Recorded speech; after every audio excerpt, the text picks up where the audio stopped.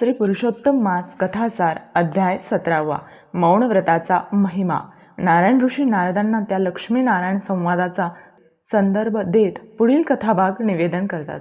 लक्ष्मी देवीने नारायणांना असाही एक जिज्ञासू प्रश्न विचारला की हे प्रभू, ज्यांना शारीरिक दुर्बलतेमुळे उपवास करणे शक्य नसेल, ज्यांच्या प्रकृती मानास लंघन, उपास, अपुरा अन्नपुरवठा ह्यामुळे जर त्रास होत असेल, तर अशा लोकांनी ह्या अधिक मासात कोणती उपासना किंवा कोणते व्रत करावे? त्यावर विष्णू भगवान म्हणाले, हे प्रिये, या महिन्यातील उपास करणे हे ज्यांना शारीरिकदृष्ट्या शक्य नसेल अशा लोकांकरिता दुसरा एक साधा सोपा उपाय आहे.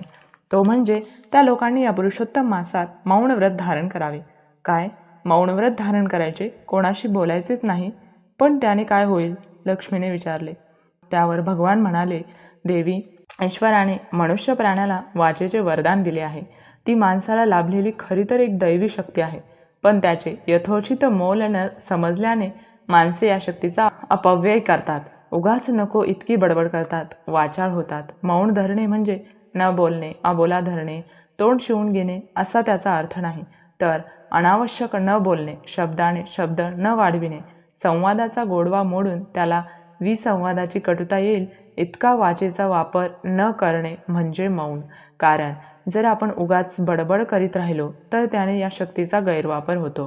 गैरसमज, परस्परांमध्ये वैर, दुरावा, आळस निर्माण होतो. म्हणून खरं तर प्रत्येकानेच ही मौनाची कला साधून घ्यायला हवी. एखादी गोष्ट निश्चयात्मक भावाने काहीसे हितार्थ बंधन म्हणून केली, तिला न कळतच व्रताचे स्वरूप प्राप्त होते.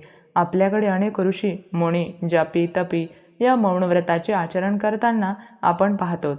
त्यांच्या मौन व्रताच्या तपश्चर्येनेच त्यांच्या वाणीला एक अलौकिक ईश्वरी सामर्थ्य प्राप्त होते आणि त्यांना वाचा सिद्धी प्राप्त होणे, त्यांनी बोललेले शब्द खरे होणे असा प्रसाद प्राप्त होतो. अधिक मासात कुठे कुठे मौन पाळायचे? तर प्रामुख्याने भोजन करीत असताना, स्नान करीत असताना, होम हवन, यज्ञयाग इत्यादी करीत असताना मौन पाळावे. मौन पाळल्याने मोठा लाभ होतो. कलह होत नाहीत. वाचाशक्तीचा अपव्यय टळतो. व्यक्तिव्यक्तींमधला सुख संवाद मोडत नाही. याउलट या महिन्यातील मौनाचे फल म्हणून सुख, शांती, सौख्याचा लाभ आणि मरणोत्तर मोक्षप्राप्तीचा लाभ होतो. भोजनाच्या वेळी मौन पाळण्याच्या 2 पद्धती आहेत. एक म्हणजे संपूर्ण भोजन होईपर्यंत मौन राखायचे. दुसरी म्हणजे प्राणाहुती घालेपर्यंत मौन राखायचे.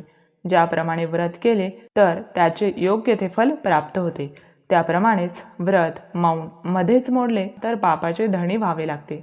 नारायण ऋषी हा कथाभाग सांगत असताना मध्येच नारदांना म्हणतात की, बा नारदा, अरे तुला सुद्धा ब्रह्मदेवाचा पुत्र होण्याचे भाग्य हे अशाच पुरुषोत्तम मासातील मौन व्रताचे फलित आहे. हे तूच विसरलास का? तिकडे विष्णू भगवान लक्ष्मी देवीस म्हणतात की, हे प्रिये, अगं माझा परमप्रिय भक्त नारद, ह्याची गोष्ट तुला ठाऊक नाही का? अगं पूर्वकल्पामध्ये नारद हा एक दासीचा पुत्र होता. त्याने अधिक मासामध्ये मौनव्रत धारण करण्याचे व्रत आचरले. त्याचे फल म्हणून त्याला साधू, संत, सज्जन आणि माझा सहवास मिळाला. त्या संत सहवास आणि पुण्याईच्या बळावर त्यास पुढचा जन्म एका विप्रापोटी मिळाला. त्या ब्राह्मण जन्मात सुद्धा त्याने अधिक मासामध्ये तेच मौन व्रताचे आचरण केले. त्याच्या हातून श्रेष्ठ अशा धर्मक्षेत्री म्हणजेच कुरुक्षेत्री हे मौन व्रताचे आचरण घडले. त्या पुण्याईनेच पुढे तो प्रत्यक्ष ब्रह्मदेवाचा पुत्र होण्याचे भाग्य त्याला लाभले. तो नारद माझा परमभक्त झाला. इतकेच नव्हे तर अनेकांना भक्तिमार्गाचे मार्गदर्शन करून त्याने अनेक जीवांचा उद्धार केला. त्याला चिरंजीव पद प्राप्त झाले. हे देवी, हा सारा त्या मौन व्रताचा महिमा आहे. अधिक मासात मनुष्याने स्नान, मौन, दीप प्रज्वलन यासारख्या पुण्यकारक गोष्टी केल्या की त्यास ऐहिक सुख लाभाबरोबरच 4ही पुरुषार्थ प्राप्त होतात. नारायण ऋषी नारदांना म्हणतात की, मौन व्रताची ही आणि अशी माहिती दिल्यानंतर प्रभूंनी लक्ष्मी देवीस या मौन व्रताचे महत्त्व स्पष्ट करणारी एक कथा सांगितली. ती कथा मी तुला सांगतो, ऐक. अवंती नावाच्या नगरात एक वेदशर्मा नावाचा ब्राह्मण राहत होता. तो धार्मिक वृत्तीचा, शांत व अल्पसंतुष्ट वृत्तीचा, ईश्वर भक्त आणि सदाचारी होता. त्याने विचार केला, आता लवकरच अधिक मास येईल, पण आपण तर शरीर दुर्बलतेमुळे नित्य स्नान अथवा उपोषणासारखे व्रत करू शकत नाही. आपण मग करायचे तरी काय? रात्री त्या वेदशर्मा ब्राह्मणास स्वप्नात भगवान विष्णूंचा दृष्टांत झाला. ते म्हणाले, बा विप्रा, तुला जर स्नान, उपास करणे शक्य नसेल तर तू मौन व्रत धारण कर. इतके जरी केलेस तरी तुला उत्तम फळ लाभेल. झाले. त्या वेदशर्मा ब्राह्मणाने पुढे आलेल्या अधिकात खरोखरच मनःपूर्वक ते मौनव्रत आचरले.